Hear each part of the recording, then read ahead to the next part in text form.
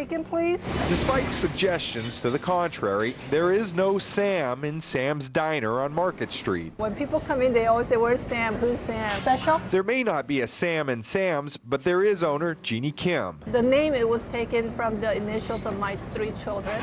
Samuel, Abigail, Micah. And Ham? Kim may have some fun with the name of her diner, but she's serious when it comes to this forlorn stretch of mid-market where her restaurant sits. Past couple of years, we've seen more homeless people kind of congregating around this area, and we haven't seen anything done. Despite classic images of a bustling Market Street, these days Kim's reality is far from a postcard. We want people to come and start hanging around, walk around, and know that there are different restaurants that are here, there are different stores.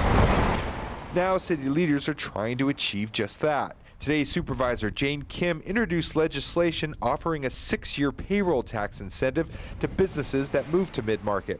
It's aimed at luring San Francisco-based Twitter, which is considering expanding into a vacant furniture store at 9th and Market. We're really excited that there's an anchor tenant that is willing to come to the table to work with us to help attract businesses and jobs to the area.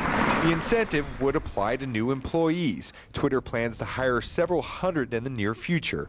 The Burning Man Arts Festival is also looking for space mid-market to move its headquarters. Mid-market and the uptown Tenderloin have not had good times when the rest of San Francisco was booming, and we need an extra incentive to encourage businesses to operate here.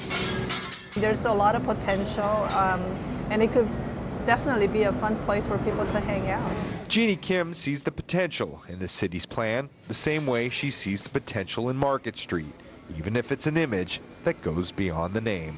Joe Rosado Jr., NBC Bay Area News.